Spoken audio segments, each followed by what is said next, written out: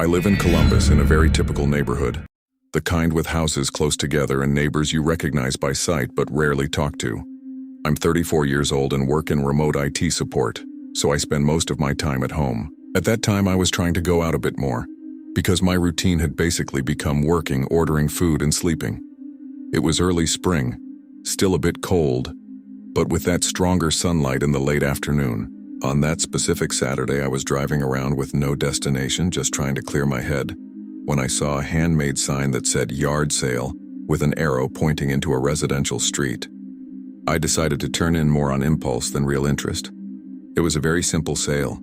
Folding tables set up in the garage, cardboard boxes with old things, clothes, kitchen utensils. Nothing very organized. The homeowner was an older woman. She looked tired, sitting in a plastic chair, barely speaking to anyone. I looked around without much expectation, just picking things up and putting them back, until I saw a black backpack leaning in the corner of the garage. It was simple, but looked barely used. I thought it might be useful for short trips or even to carry my laptop when I needed to go out. I asked the price and she said $10 without really looking at me. I paid in cash, thanked her, and left without thinking much about it. The backpack stayed on the passenger seat while I drove back home. On the way, I quickly opened the zipper at a stoplight just to check if there was anything inside, like trash or something forgotten. It seemed empty. When I got home, I left it near the couch and went on with my normal day. I made coffee, turned on the computer, and started browsing random things. It was already getting dark when I started to feel that strange silence in the house, like the atmosphere was heavier than usual. It wasn't anything specific, just an uncomfortable feeling. I ignored it, thinking it was just in my head. Around 8 p.m., someone knocked on the front door. It wasn't a loud knock, but it was firm. 3 distinct knocks in a row. That immediately put me on alert because I wasn't expecting anyone. I went to the door quietly and looked through the peephole. There was a man standing there. He was wearing a dark hoodie, hood down, but I could see his face. He didn't look nervous, just too serious, like he was there with a very clear purpose. I opened the door just enough to keep the security chain on. I asked what he wanted, trying to sound calmer than I actually was. He looked straight at me and said without hesitation, "You bought a backpack today at a yard sale nearby." That immediately gave me a bad feeling. It wasn't a question, it was a statement. I said yes hesitantly, and before I could ask anything, he added, "It wasn't supposed to be sold, it was a mistake, I need you to give it back." The way he said it wasn't aggressive, but it wasn't polite either. It was dry, direct, like someone dealing with a simple problem. I told him I had bought it, that I paid for it, and that it didn't make sense to just give it back like that. He stayed silent for a few seconds, just staring at me as if evaluating my response. Then he said, "You don't understand, that's not yours." At that point, my heart was already racing. Something was very wrong. I said I wasn't giving anything back and that if there was a problem, he could talk to the woman who sold it. He let out a small sigh, almost unnoticeable, and said, "Okay." Just that. Then he turned and walked away, slowly down the sidewalk. I closed the door, locked everything, and stood there for a few seconds trying to process what had just happened. My first reaction was to rationalize it. Maybe it was a misunderstanding, maybe the backpack had sentimental value, something like that. But it didn't make sense for him to come directly to my house just a few hours later. I hadn't given my address to anyone at the yard sale. That kept echoing in my head. How did he know where I live? I went to the living room window and pulled the curtain aside slightly to look at the street. He was gone. The street looked normal, quiet, with a few parked cars and lights on in the neighboring houses. Even so, I felt like I was being watched. I went back to the couch, but I couldn't relax. The backpack was there on the floor, exactly where I had left it. For the first time, I looked at it with some hesitation. It was just a regular black backpack, but now it felt out of place, like it didn't belong with the rest of the house. I sat there for a few minutes staring at it, wondering if it would be better to just throw it away or leave it outside and be done with it. But something made me want to understand what was going on. I picked up the backpack and took it to the kitchen table. I turned on the brightest light there, as if that would give me some control over the situation. The material was normal, nothing special. But when I ran my hand inside, I felt that the bottom was a bit too rigid to be just fabric. I pressed more carefully and realized there was some kind of hidden compartment, like a double layer. My stomach was already turning at that point, but I still pulled the lining with my fingers until I found a small internal zipper, almost unnoticeable. When I opened it, I found a thin, slightly crumpled envelope and some folded papers. I took everything out and spread it on the table. They were printed photos, not very large, like home prints. At first I thought they were random pictures of people, but as I looked closer, I started recognizing things. Houses, cars, streets, until I noticed something that made my body completely freeze. One of the photos was of my house, taken from outside, probably from the sidewalk with the front door visible. And it didn't look old. The lighting, the way things were, it was recent. Very recent. I stood there staring at it for I don't know how long. My mind tried to explain it logically, but nothing made sense. I had never seen that man before. I had never noticed anyone taking pictures of my house. I kept looking at the other images and saw more houses, different neighborhoods it seemed, and some people entering or leaving those places, always from a distance, like whoever took them was hiding or trying not to be noticed. There were also some papers with notes, things like times, days of the week, simple descriptions like alone at night or lights off after 10 p.m. That gave me a really bad feeling, like I had picked up something I really shouldn't have. My hands were sweating, and I felt that cold sensation on my back even with the house closed. That's when I heard a noise coming from the backyard. It wasn't loud, but it was clear. Like someone stepping on something dry, like leaves or a small branch. I froze immediately. I stood in the kitchen, not making a sound, trying to listen better.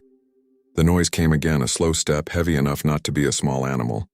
My heart started pounding so hard I could feel it in my chest and neck. The kitchen light was on, so I knew that if someone was outside, they could probably see my silhouette if I got close to the door. Even so, I moved slowly toward it, trying not to make any noise with the floor. The back door has a glass panel on the top, but at that moment I didn't have the courage to look directly. Instead, I turned off the kitchen light first, leaving everything dark, and waited a few seconds for my eyes to adjust. The silence after that felt even worse. That's when I heard the door handle being tested. A light click, followed by another, like someone trying to open it carefully without drawing attention. My entire body reacted instantly. That kind of adrenaline you can't control. I automatically stepped back without taking my eyes off the door. I stood there holding my breath, waiting for any other movement. After a few seconds, the noise stopped. But that didn't bring any relief. It only made everything more tense. I started thinking quickly about what to do. My phone was on the table, but the idea of calling the police still felt almost absurd at that moment, like I was still trying to convince myself it could be a coincidence, even though I knew it wasn't. Then I heard something different, coming from the side of the house near the living room window, a faint dragging sound, like someone running their hand along the wall or trying to support themselves. That confirmed it completely. Someone was outside moving around the house. I instinctively crouched and moved slowly into the living room, trying not to appear in the window. With every step, I could hear the floor making small creaks, and it felt way too loud in that moment. When I reached the wall, I leaned just enough to try to see something through a gap in the curtain, and that's when I saw a shadow passing very close to the glass, as if the person was literally just inches away from coming in. At that moment, I lost any doubt I still had. It wasn't coincidence, it wasn't a mistake. That person was there because of the backpack. I slowly moved back to the kitchen, still crouched, trying to control my breathing, which was completely irregular. I grabbed my phone with a trembling hand and finally called 911. I spoke quietly, almost whispering, explaining that someone was trying to get into my house. The operator started asking questions, but I was so focused on the sounds that I could barely answer properly. While I was talking, I heard the back door handle again, this time more insistent, followed by a slight push on the door like the person was testing how far they could go without making too much noise. I told the operator the person was still there, and she told me to stay in a safe place and not confront anyone. I stayed against the kitchen wall with the backpack and papers still spread out on the table, looking at all of it like it was proof that I had gotten myself into something much bigger than I imagined when I stopped at that yard sale.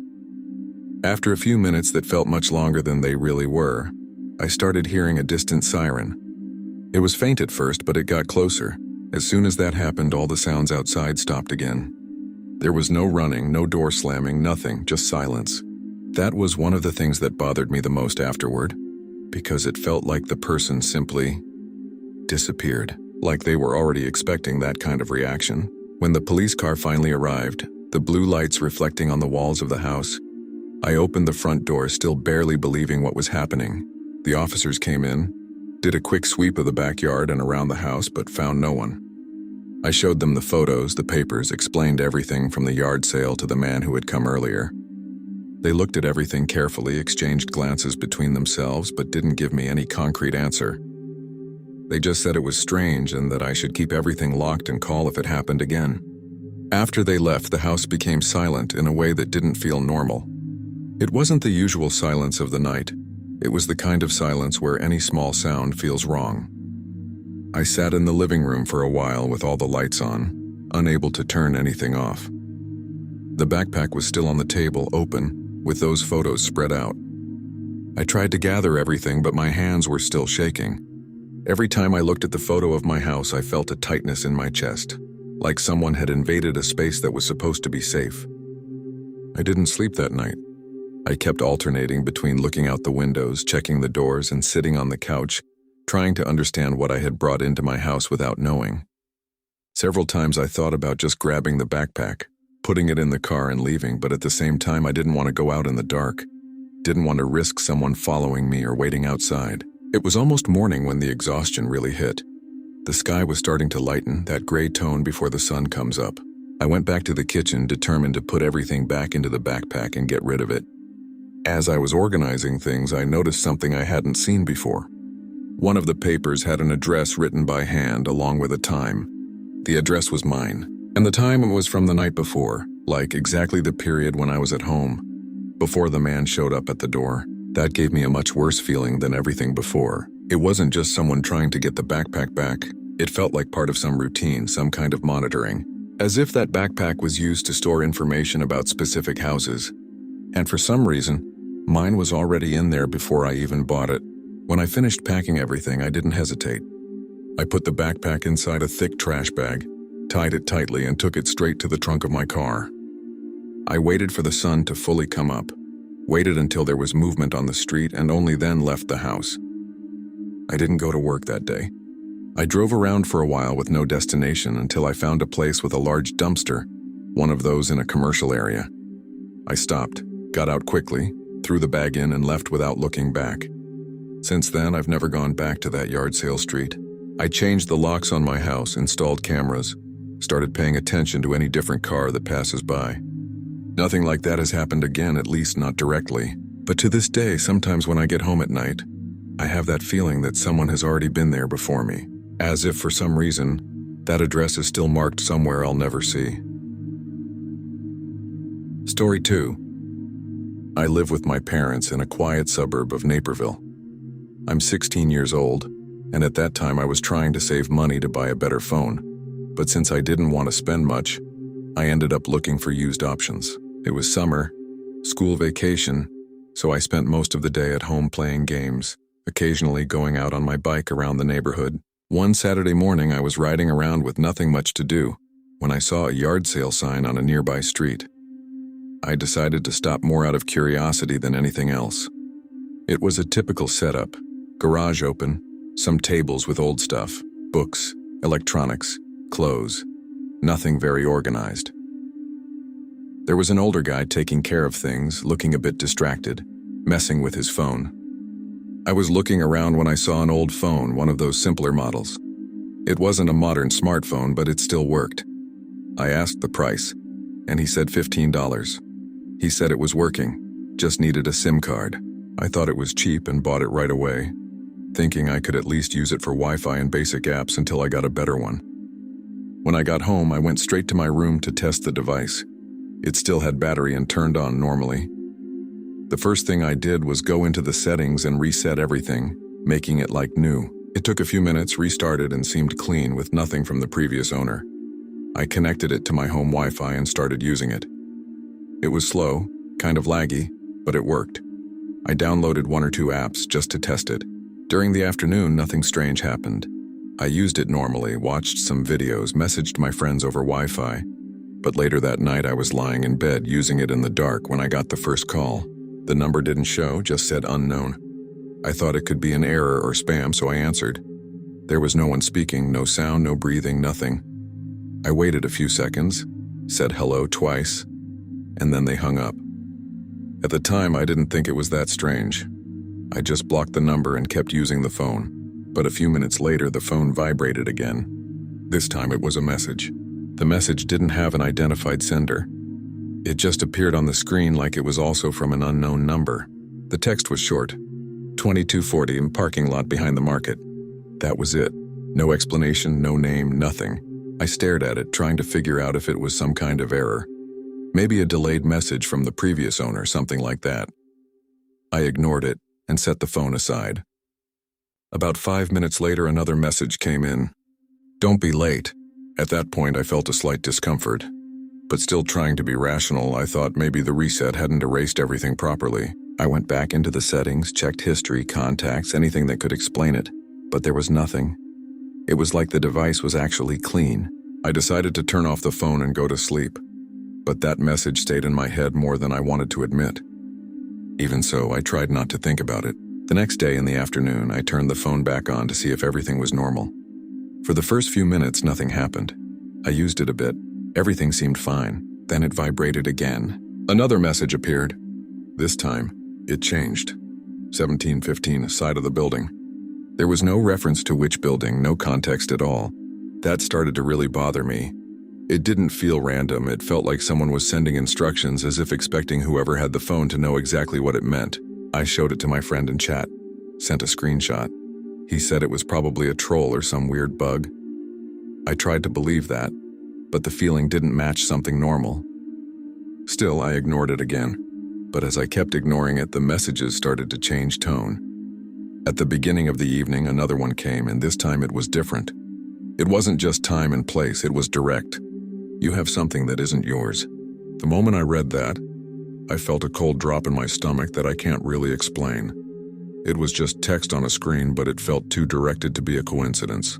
I stared at the phone for a few seconds, expecting maybe another message to follow and explain better, but nothing came. I tried replying just to see if anyone would answer. I wrote something like, "Who is this?" and sent it. The message went through, but it never showed as delivered.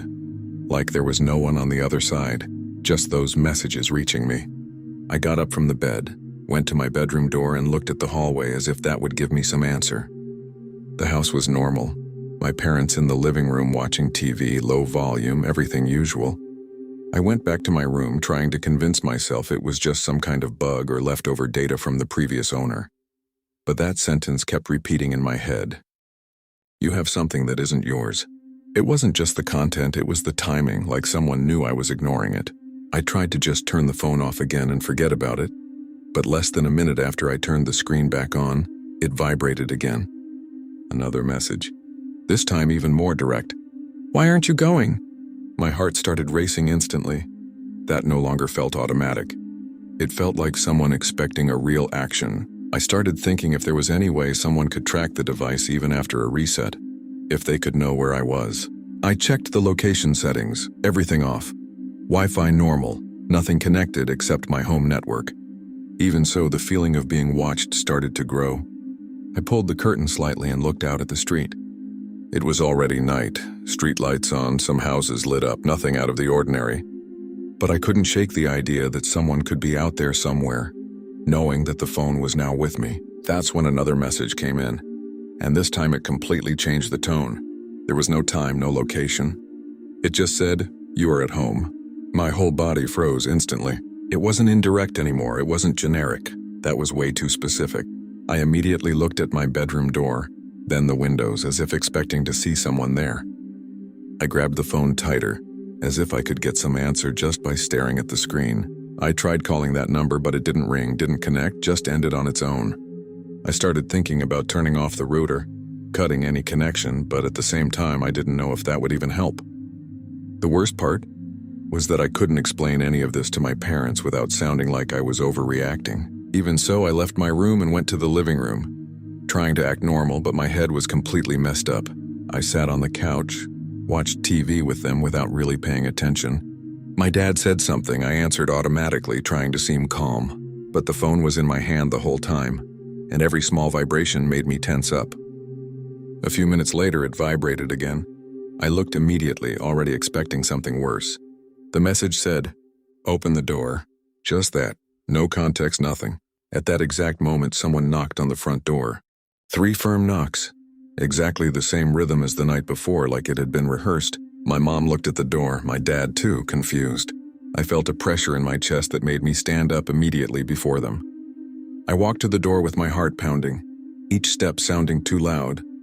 My dad asked who it was, but I didn't answer. I just got close enough to look through the peephole. On the other side, there was a man standing there. He wasn't the same one from the yard sale, or at least it didn't seem like it. This one was younger, maybe around 30, wearing a dark cap and with a completely neutral expression. He wasn't looking around, didn't seem lost. He was looking straight at the door, as if he knew exactly who was on the other side. I stood there for a few seconds without moving, trying to decide what to do.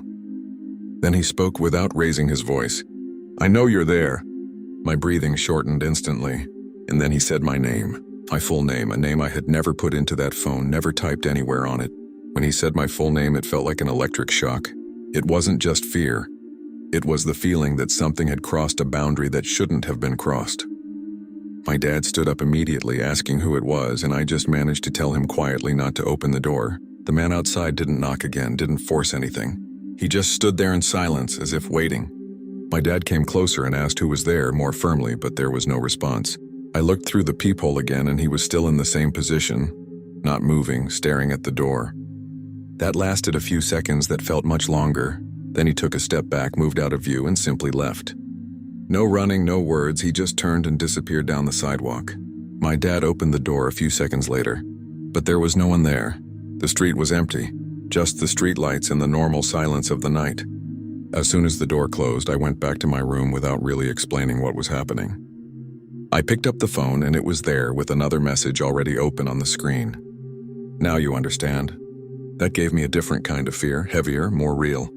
It didn't feel like someone trying to recover an object anymore. It felt like someone testing how far I would ignore it. I turned off the phone immediately without thinking, and this time I didn't turn it back on. I spent the rest of the night basically awake. Every sound in the house put me on alert. The next day I didn't treat it like a joke.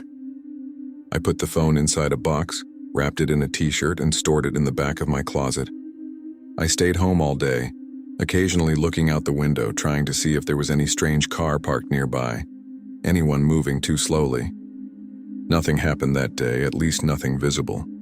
2 days later, I decided I didn't want that thing anywhere near me. I took the box, put it in my backpack, and went to a large dumpster near a shopping center here in the city. I waited until no one was around, threw it away, and left quickly. I didn't try to sell it, didn't try to understand it any further.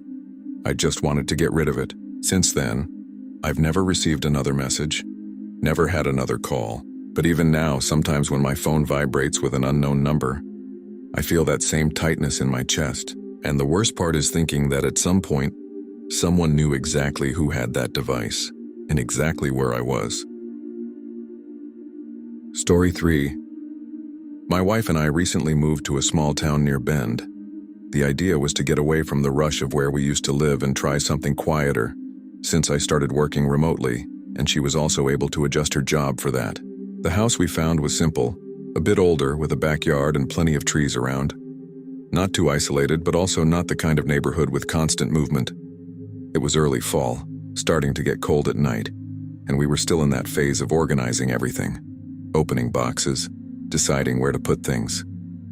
In the middle of all that, we saw a yard sale sign on a nearby street and decided to stop more out of curiosity than necessity. We thought maybe we'd find something useful for the new house without spending much. The yard sale was very simple, more like a quick cleanup of someone getting rid of old things. There were small pieces of furniture, utensils, some boxes with random items. That's where we saw the suitcase. It was an old suitcase, one of those hard shell ones with a worn finish but still in good condition. It wasn't pretty or anything, but it seemed sturdy. We commented that it could be useful for storing things we don't use often, like extra blankets or old documents. When I picked it up to check the weight, I thought it was strange. It was completely empty inside, but it was too heavy to be just the material. I even joked with my wife, saying it felt like there was something hidden in there, but when we opened it, there was nothing. The guy selling it said it was just old, that it had been in the family for years. He charged $20, we paid, and took it without thinking much. We put the suitcase in the trunk along with other small things we bought and went back home. On the way, I mentioned the strange weight again because even empty it felt heavier than it should. My wife noticed it too, but we ended up ignoring it, thinking it was just the older material. When we got home, we placed the suitcase in the room we were using as a temporary office, since we hadn't organized everything yet. It was a small room with a window facing the backyard, and we had left some boxes there as well. The suitcase was leaning against the wall, near a shelf that wasn't even assembled yet. After that, we continued our day normally, organizing things, cleaning, trying to at least get the basics ready to make the house comfortable. It was already night when we finally stopped. We made something simple to eat, watched a bit of TV, and went to bed. The cold was starting to set in, so we closed all the windows and locked the doors as usual. I remember being really tired, the kind of day where you lie down and fall asleep quickly. I don't know exactly what time it was, but I woke up in the middle of the night to a sound that didn't make sense at first. It was low but continuous, like a soft dragging, very rhythmic. I stayed in bed for a few seconds, trying to understand if it was something inside the room or outside. My wife moved too, half waking up, and quietly asked if I had heard it. I said yes. We stayed silent, listening. That's when the sound became clearer. It sounded like a zipper being slowly pulled. We looked at each other in the dark without saying anything, just trying to figure out where it was coming from. The sound continued, slow, steady, like someone pulling a zipper carefully to avoid making too much noise. It wasn't coming from our bedroom. It was coming from the other room, the office where we had left the suitcase. I felt that cold sensation down my back that has nothing to do with temperature, more like that feeling that something isn't right. My wife held my arm and whispered, asking if it could be something falling or the house settling, but it wasn't random. It was a clear movement, continuous with a beginning and an end. When the sound stopped, the silence that followed was even worse. We stayed there for a few seconds, as if it might start again at any moment. I slowly got out of bed, trying not to make noise, while my eyes adjusted to the little light coming through the curtain. My heart was racing, but I tried to stay calm, thinking there could be a simple explanation. I walked to the bedroom door and opened it just enough to look into the hallway. It was dark, everything apparently normal. I took a few steps out, feeling the cold floor under my feet, and moved toward the office. Each step felt too loud in that silence. When I got near the door, I noticed it was slightly ajar, even though I was sure we had left it closed before going to sleep. I stopped there for a moment, trying to hear anything inside. There was nothing, just silence. I pushed the door very slowly, just enough to see inside. The first thing I noticed was the suitcase.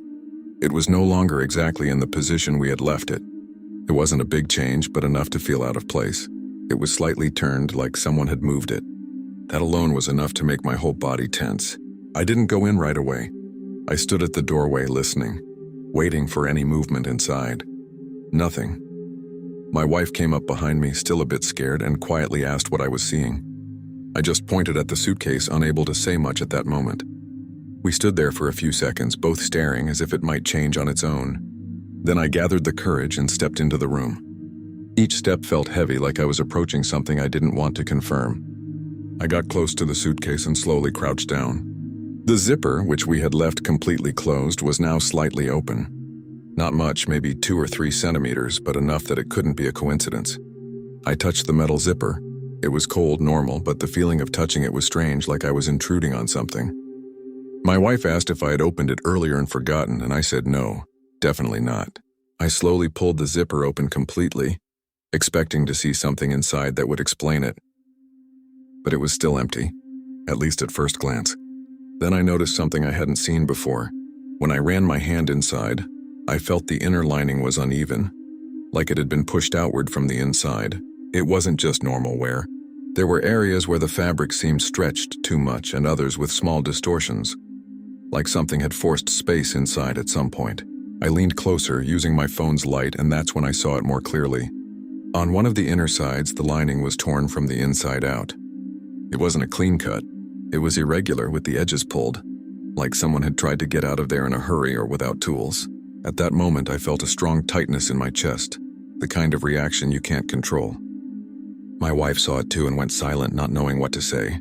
It didn't look old. That part of the fabric wasn't faded or dusty like the rest of the suitcase. We stayed there for a few seconds, not speaking, trying to understand what it meant. I tried to rationalize it, thinking maybe someone had hidden something inside and later removed it. tearing the lining from the inside. But even that explanation didn't make much sense with everything else, especially with the sound we had heard minutes earlier. I closed the suitcase again, this time more firmly, as if that would fix something. My wife suggested we take the suitcase out of the house right then, but it was the middle of the night, it was dark outside, and the idea of going into the backyard in that state didn't seem any better. So we decided to leave the suitcase there, close the office door, and go back to the bedroom. But before leaving, I looked through the office window, which faced directly into the backyard. And that's when I noticed something else wrong. The back door was slightly open. Not much, but clearly not fully closed like it should have been. I felt an immediate sense of alert, one of those that makes your body react before your mind processes it. I was sure I had locked everything before going to sleep. My wife came to the window and looked with me. The backyard was dark, only faintly lit by a distant streetlight. You couldn't see everything clearly, but it was obvious the door wasn't in the right position. I stood there for a few seconds trying to decide what to do, whether to go check or just close everything and ignore it until morning. In the end, I told us to go back to the bedroom and lock the door. That wasn't something to deal with in the dark. We went back, locked the door, and stayed there in silence. Neither of us managed to sleep after that. Any small noise in the house made us alert again. At times, the house felt completely still. At others, every little creak sounded too loud. I kept thinking about the zipper, the tear inside the suitcase, the back door open, trying to piece it together in a way that made sense. But it didn't, not at that moment. Only when it started to get a little light, that faint gray before sunrise, did we gather the courage to leave the bedroom. The first thing we did was go straight to the kitchen and look at the back door. It was still slightly open, exactly as we had seen it from the window. I approached slowly and pushed it fully closed. The lock was loose, as if it had never been turned, which made no sense to me. I had a very automatic routine of checking everything before sleeping, especially since the house was new to us. My wife stood behind me, looking out at the yard while I closed it. The air outside was cold, that dry early morning cold, and the ground looked slightly damp. Then she pointed down and said my name in a low, tense voice. I looked and saw the marks. There were footprints in the yard, going from the direction of the door to a bit farther out, near the fence. They weren't ours. The shape didn't match any of our shoes, and the depth suggested they were recent, probably from the night before.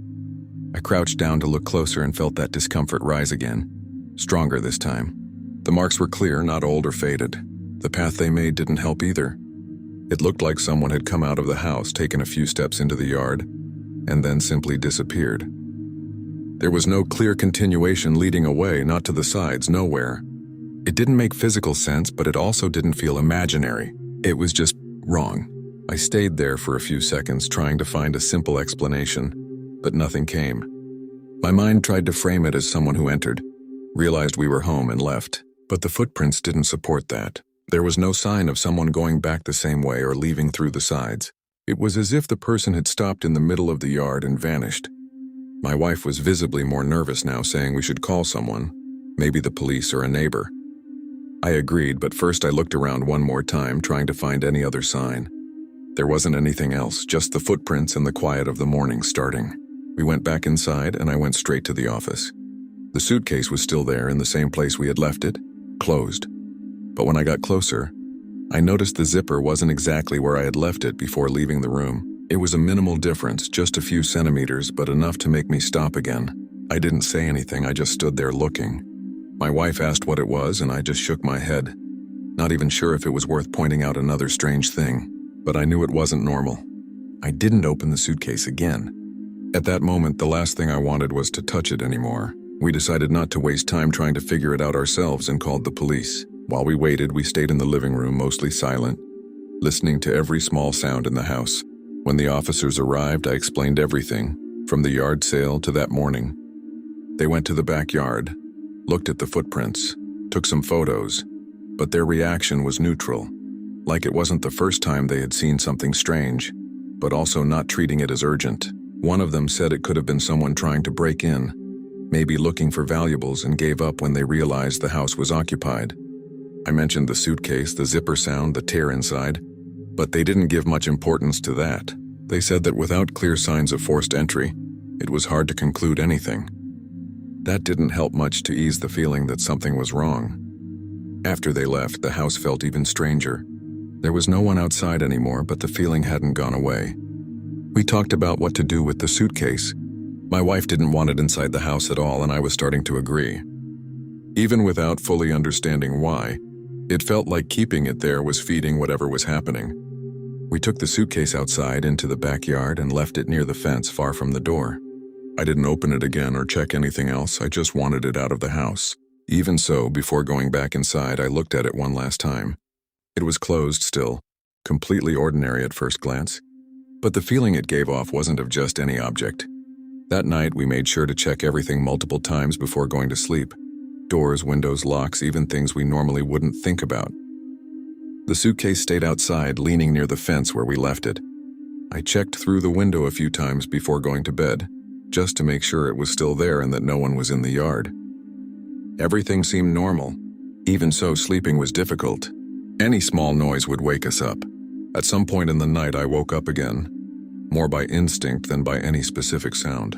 I lay there staring at the ceiling, trying to figure out if something was different. That's when I noticed it. A low, very faint sound coming from outside. Not wind, not branches. It was more like a soft friction, like fabric moving. I got up slowly and went to the bedroom window, opening the curtain just enough to look at the yard.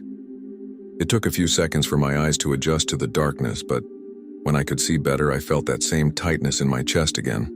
The suitcase was no longer in the same position. It had moved a few centimeters, enough to change its angle relative to the fence. There was no strong wind that night, nothing to justify it. I stood there watching, waiting to see if anything else would happen. And then, very subtly, almost imperceptible, I saw the zipper move.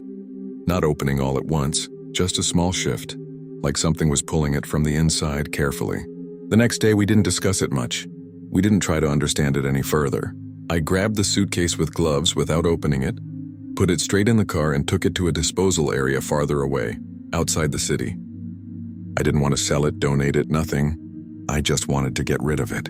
Since then, nothing like that has ever happened in the house again. But sometimes, when I wake up in the middle of the night, I still have that feeling that an ordinary object might not be as empty as it seems, as if some things carry more than we can see or control. Story 4.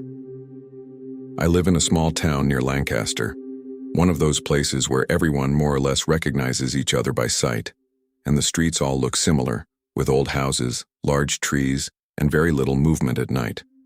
I'm 29, I've been living alone for about a year, and I work from home with graphic design. My routine is pretty calm. I spend most of my time indoors, going out mostly for basic things or when I need to clear my head. At that time, I was trying to change the atmosphere of my house a bit, make it feel more like me. So I started going to yard sales and thrift stores in the area to find different things, older items, with a kind of vintage style. It was more about aesthetics, I wasn't looking for anything specific. One Saturday morning, walking through a neighborhood a few blocks from my house, I came across a very simple yard sale. It was the kind set up in the front yard, with a few tables and boxes scattered around. There weren't many people, and the ones selling were an older couple who seemed more interested in getting rid of things than actually selling them. I looked through everything slowly, picking up a few small items until I found an old photo album. It had a worn dark leather cover with those thick pages inside. It looked genuinely old, not just decorative. I opened it out of curiosity and saw that it was already filled with photos. It wasn't empty. I asked the price, and the woman said I could take it for $5. I didn't think much about it. I figured I could use it as decoration or even reuse the album later.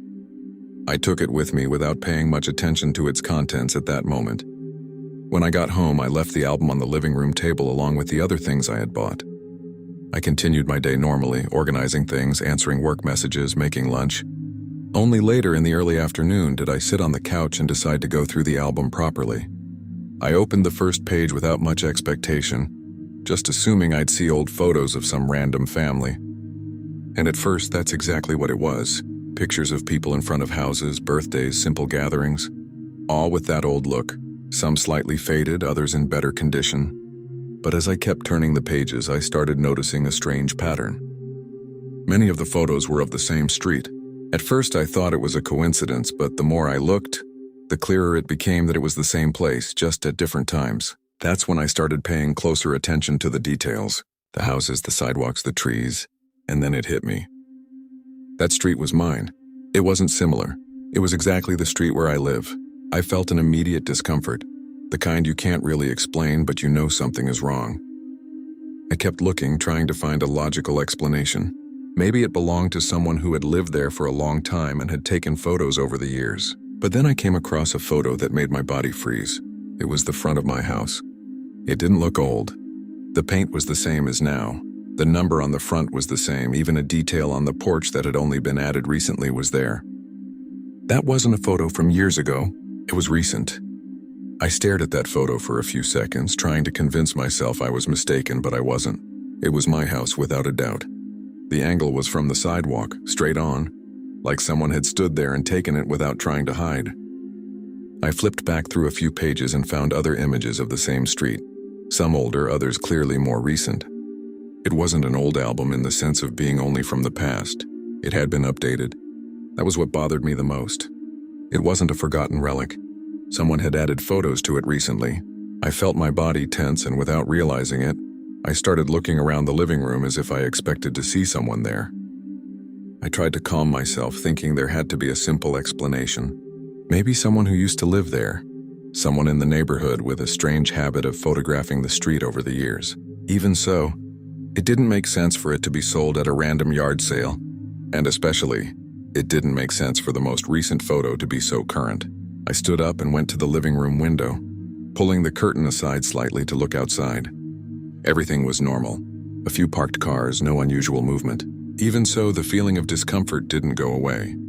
I went back to the couch, picked up the album again, and kept going through it, trying to find a name, a note, anything that would explain who it belonged to.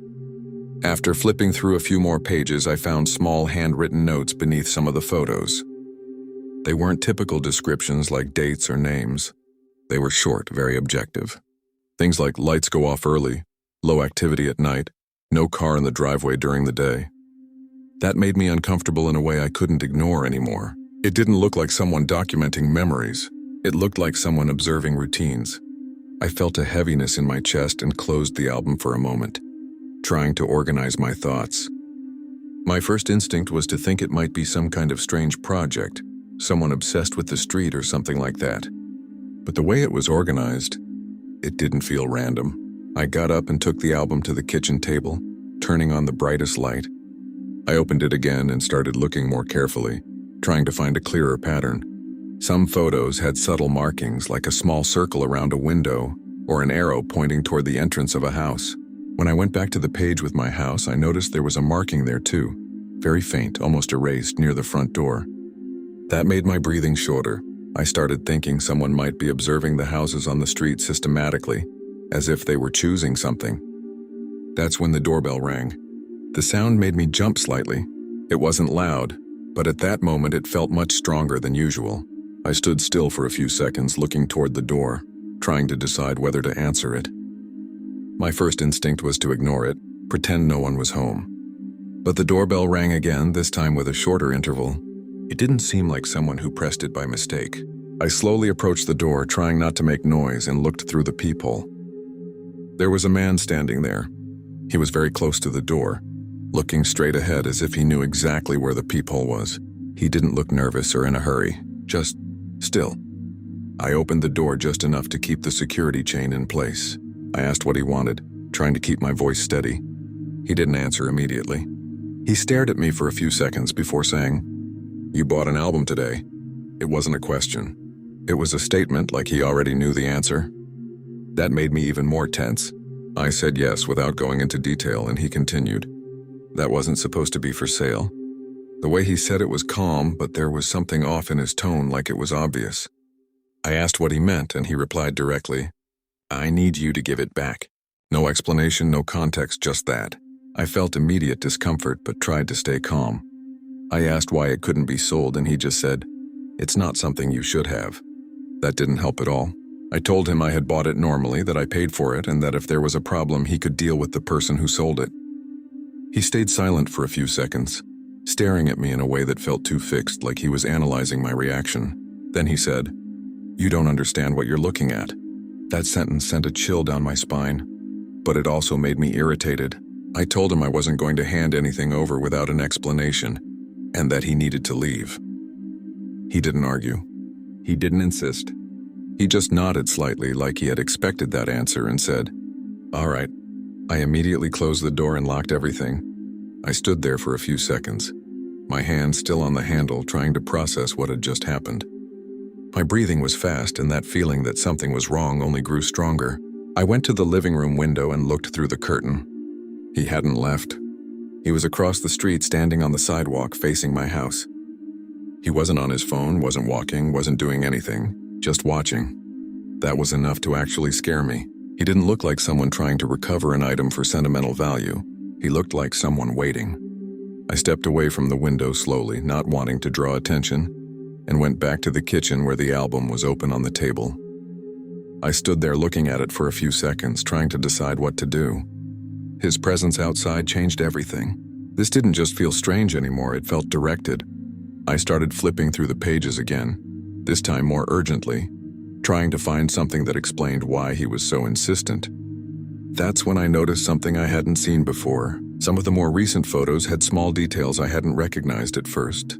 A different shadow, a reflection in a window, angles that weren't so obvious from the street.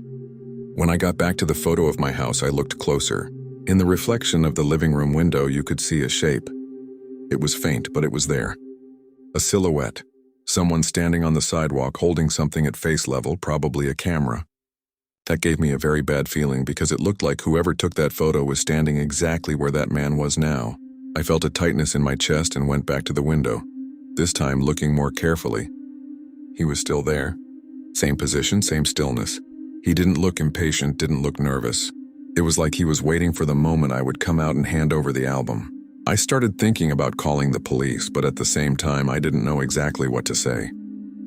He wasn't breaking in, wasn't directly threatening me, just standing there watching. That made everything harder to explain, but not any less frightening. I kept walking around the house from the living room to the kitchen, checking the window from time to time to see if he was still there. And he didn't move. Time passed, minutes turning into almost an hour, and his presence started to feel heavy in a strange way. It wasn't a direct threat, but it was too constant. I tried to ignore it. Sat on the couch, turned on the TV just to have some noise, but I couldn't focus on anything. At one point I looked out the window again and he was still exactly in the same place. That gave me the feeling he wasn't going to leave on his own, like he was willing to stay there as long as necessary. That's when the album, still open on the table, caught my attention again. I walked over and started looking at the last pages, the most recent ones, and then I found something that made my whole body freeze. The last photo in the album didn't look more than a few hours old. It was my house and with the living room light on, the same light that was on at that moment, the same angle from the street. I felt a pressure in my chest, like the air had become heavier. That couldn't be old. It couldn't be a coincidence. I picked up the photo, looking for any explanation, any date, anything. There was nothing, just the image. At that moment, I stopped trying to rationalize it. This was no longer something I could ignore or explain as coincidence. I went straight to the door without opening it and looked through the peephole. He was still there across the street in the same position, but this time something was different. His posture was slightly more leaned forward, like he was paying closer attention, like he knew exactly what I had just seen. My whole body tensed again. I took a step back, keeping distance from the door, and felt that kind of fear that isn't just shock, it's a constant alert. I went back to the kitchen, grabbed the album, and closed it firmly as if that would interrupt whatever was happening. Right then, I made a decision without thinking too much. I didn't want that inside my house anymore. I grabbed a bag, put the album inside, and went to the back door. Before opening it, I looked through the window to see if anyone was there. There was no one visible. Even so, my heart was racing when I unlocked it and opened it just enough to step outside. I walked quickly into the yard, left the bag near the fence where it could be seen from the street, and went back inside almost running, locking everything behind me. A few minutes later, I gathered the courage to look through the living room window again. The man was no longer across the street. That should have relieved me, but it didn't. It felt even stranger. I stared for a few seconds, trying to see if he was somewhere else, but there was no one. When I went to the backyard to check the bag, it was gone. Since that day, I've never seen that man again, and I've never heard anything about the album. But sometimes when I come home at night and turn on the living room light, I get that feeling that somewhere, someone might still be watching, waiting for the right moment to take another picture. Story 5. I live in a very quiet neighborhood in Fort Collins, the kind where houses are well kept, streets are clean, and there's almost no movement after 9 at night. I'm 38.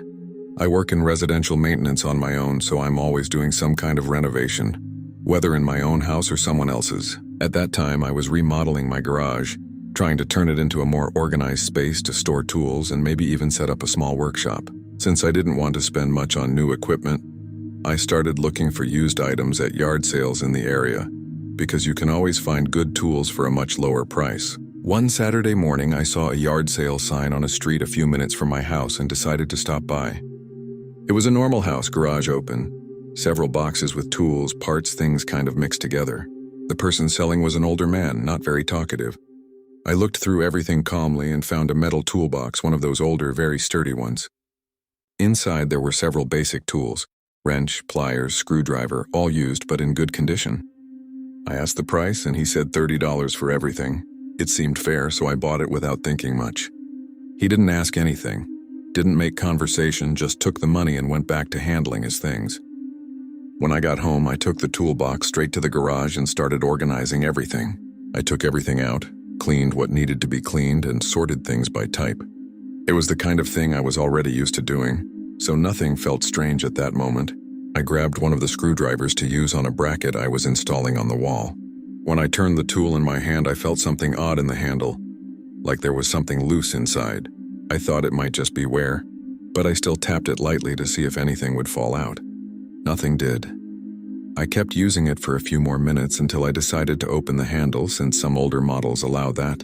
When I finally managed to open it, a small folded piece of paper fell onto the garage floor. I picked it up and opened it without much expectation, thinking it might be some old label or unimportant note. But when I read it, my body froze instantly.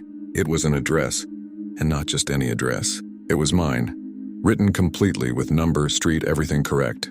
The handwriting looked recent, not old or faded. I stood there for a few seconds staring at it, trying to figure out if it could be a coincidence, some kind of joke, anything like that. But it didn't make sense. That tool had come from a house just a few minutes away, but there was no reason for my address to be hidden inside it. At that moment, I tried to think logically. Maybe the previous owner was someone who had worked at my house before, some contractor who wrote the address down and forgot it inside. But the more I thought about it, the less it made sense. I had bought that toolbox from a stranger at a normal yard sale, without any conversation beyond the price. He had no way of knowing where I live. And even if he did, why hide my address inside a tool? I stood there in the garage holding that paper, with the feeling that something was out of place. I ended up putting the paper on the workbench and kept working, trying not to think about it, but it wouldn't leave my mind. It was already night when I finished organizing everything. I closed the garage, went inside, and had dinner. I tried to act normal, turned on the TV, scrolled on my phone, but my mind kept going back to that paper. At one point, I even thought about going back out there and throwing everything away, just so I wouldn't have to deal with it.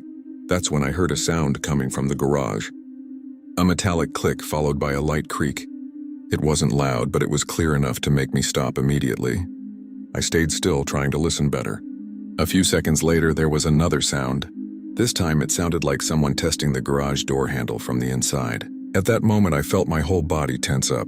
The house was completely closed, and I was sure I had locked the garage door. I slowly got up from the couch, trying not to make noise, and went to the hallway that leads to the internal garage door. I stood there for a few seconds, just listening. Another sound came, clearer now. The handle turning carefully, like someone trying to open it without making noise. My heart started pounding, the kind you feel in your ears. I instinctively took 2 steps back. There was no doubt anymore. Someone was trying to get in. I grabbed my phone right away and thought about calling the police, but first I tried to listen if it would continue or stop. The sound stopped suddenly. Complete silence. That was almost worse. I slowly approached the garage door again and pressed my ear against it. There was nothing. No movement, no footsteps. Just that heavy silence. I stood there for a few seconds trying to decide what to do. That's when I heard a faint dragging sound outside, like someone moving along the side of the house, brushing against the wall. That confirmed it completely. Someone was outside. I stepped away from the door immediately and went straight to the living room, trying to position myself where I could see the front of the house without exposing myself too much. I turned off some lights so I wouldn't be as visible from inside, and went to the window, opening the curtain just slightly. The street was dark, lit only by streetlights, and for a few seconds I didn't see anything. But then I noticed movement across the street. There was a man standing on the sidewalk, partially in the shadows, looking directly at my house. He wasn't walking, wasn't on his phone, didn't look lost. He just stood there staring. I watched for a few seconds, trying to understand if it was a coincidence, but his posture didn't change. It was like he was confirming something. I felt that discomfort rise again, stronger. I immediately remembered the paper with my address. That didn't feel disconnected anymore. It felt like part of the same thing. I slowly pulled the curtain back, not wanting him to notice I was watching. I stood there trying to decide what to do next, while my mind started putting everything together in a way that didn't make sense, but also didn't feel wrong. I stayed there for a few seconds trying to think, but the feeling of being watched didn't go away.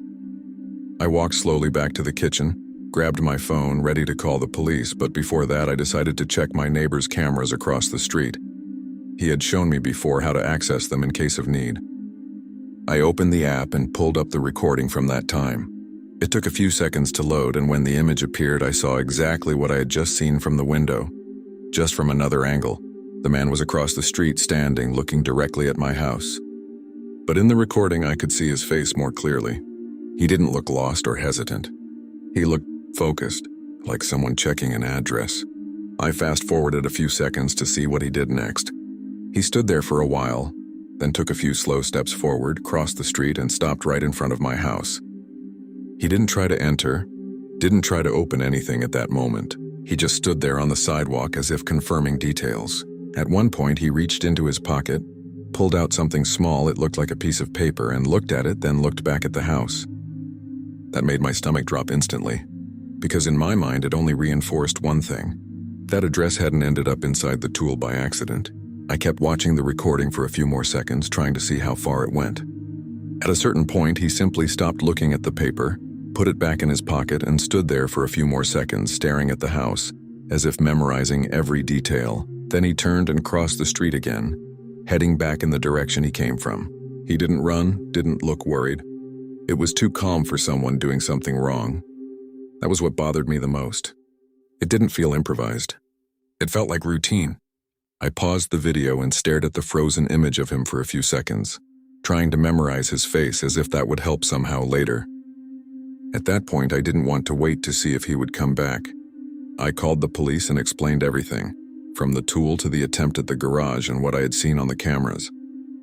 They said they would send a patrol car to pass through the area, but it didn't seem urgent to them. Meanwhile, I went to the garage, but I didn't open the door. I just stayed inside the house looking at the handle from my side, as if expecting it to move again. Nothing happened. The house went completely silent after that. Even so, I couldn't relax. It felt like it wasn't over yet. The next day, I didn't think twice.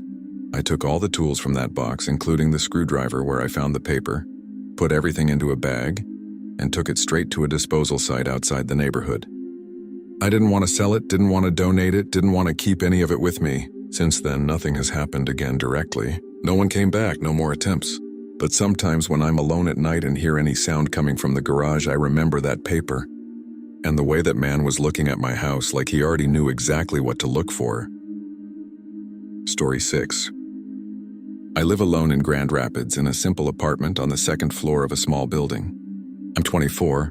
I work part-time during the day and go to college at night, so my routine is a bit messy. At that time, I was trying to make the place feel more like a home, because up until then it was pretty empty. Just the basics. One Saturday morning, I decided to walk around the neighborhood and ended up seeing a yard sale in front of a house a few blocks away. There wasn't anything specific I wanted to buy, but I always like to look around. Sometimes you find something interesting for cheap. The yard sale was pretty typical. A few tables in the front yard, boxes with old stuff, utensils, books. That's where I saw the clock.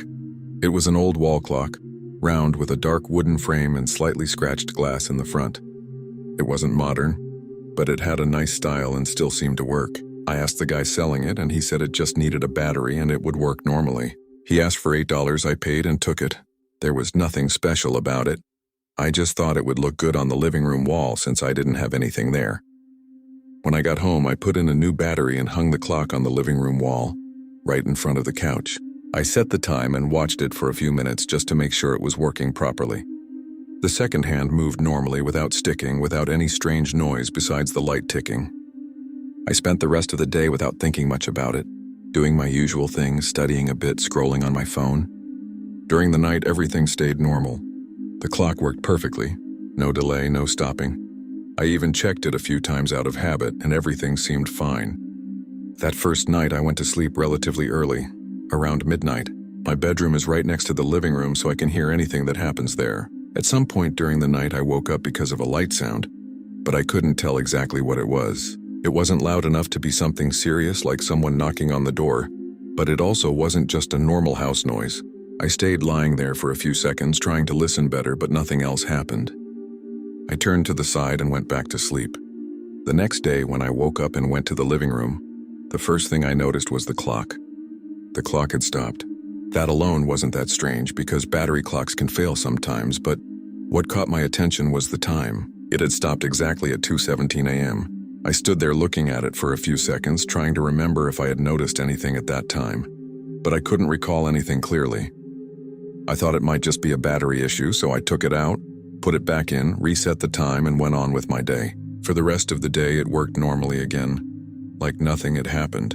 On the second night, I was already a bit more alert, but not paranoid yet. I went to bed around the same time, a little after midnight. This time, I woke up again during the night, and this time I was sure I had heard something coming from the apartment door.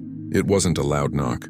It was more like a slight movement in the handle, as if someone was testing whether it was locked.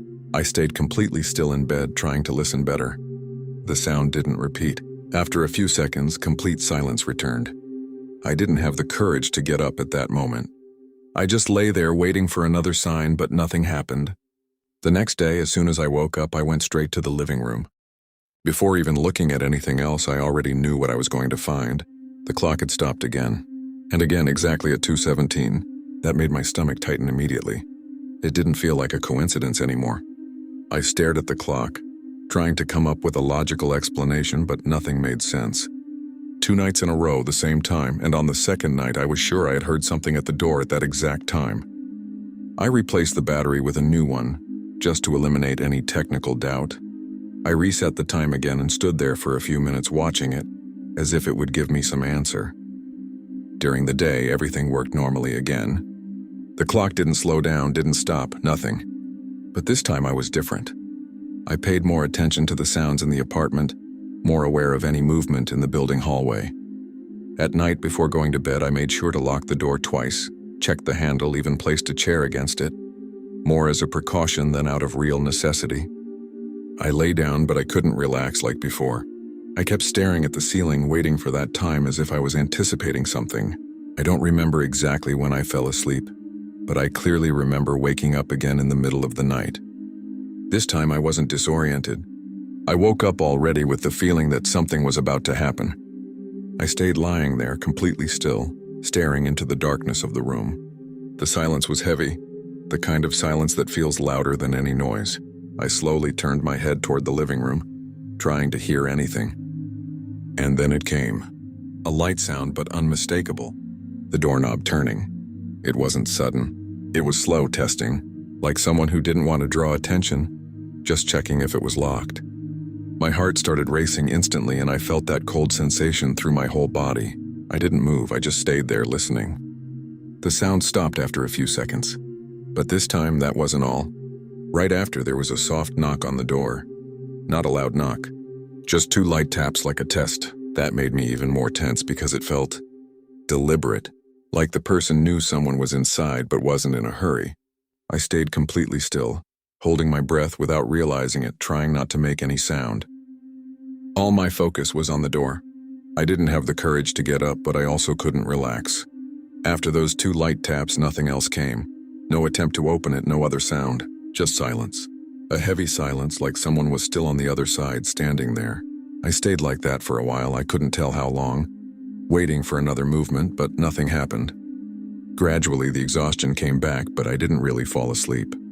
I stayed in that half-awake, alert state until it started getting light outside. When I finally got up, the first thing I did was go to the living room. I didn't even need to get close to see. The clock had stopped again. 2:17, exactly the same time. That confirmed the pattern completely. It wasn't the clock malfunctioning. It was marking that specific moment. The moment someone came to my door, I felt a tightness in my chest and went to the door to check the lock. It was locked just like I had left it. The chair was still pressed against it. But when I looked closer at the doorknob, I noticed something I hadn't seen before. There were marks on it. They weren't deep, but they were recent. Small scratches around the metal, like someone had tried to turn it with something, or lightly forced it multiple times. I ran my finger over it and felt that it wasn't old. The metal still had that fresh look without dust buildup. That made my stomach tighten again. I took a step back, looking at the whole door, trying to imagine how long someone had stood there the night before. And the worst part was knowing it had happened more than once at the same time, without me doing anything to stop it. That morning, I spent more time looking out the window than usual, watching people passing by, cars, any different movement. Everything seemed too normal, which only made it stranger. I started thinking about telling someone in the building, warning them, but at the same time, I didn't have much to say beyond, someone tested my door 2 nights in a row.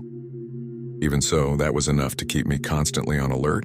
Throughout the rest of the day, the clock kept working normally, as if nothing was happening.